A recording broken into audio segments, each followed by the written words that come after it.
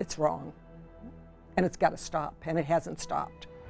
She's a mother who won't stop to get out her message that a priest still serving in the Catholic Church abused her son years ago. Protecting the church is not protecting the children. It was the early 1980s.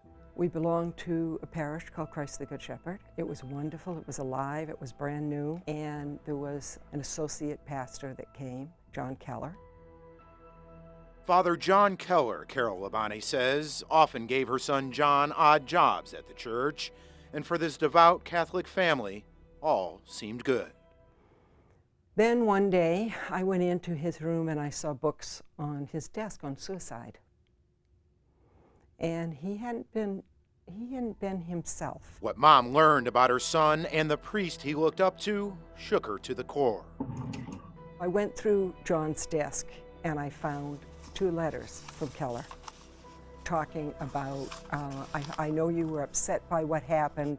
I'm so sorry that you were hurt. It isn't my intention. Please don't blame God. I really love you. I love you so much. I love you, repeated over and over in both of the letters.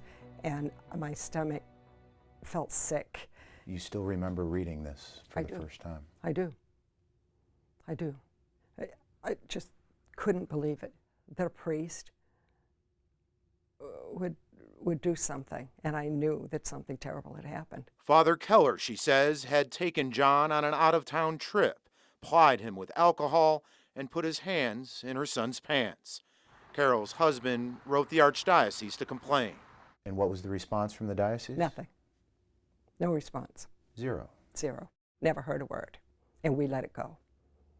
And we let it go. Is that hard to swallow? Yeah. Yeah.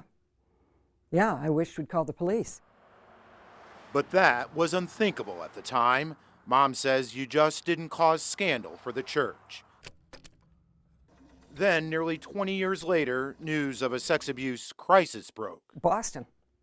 And recognizing that this wasn't a one-time thing that happened to our son by a priest.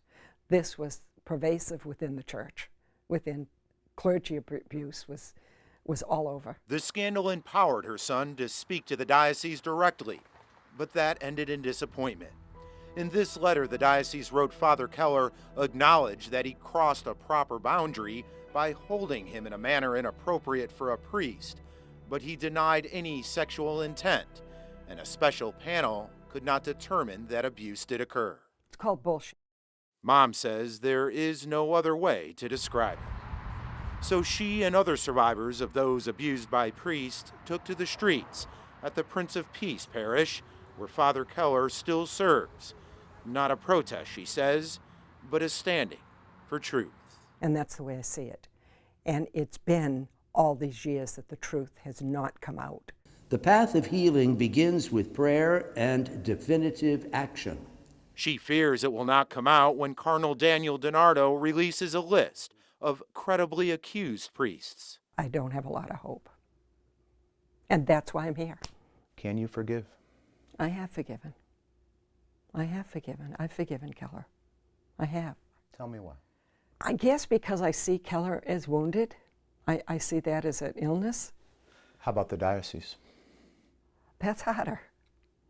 That's harder. They're not sick. And what they do is make it capable for sick people to continue to hurt children. So that's harder. I struggle with that.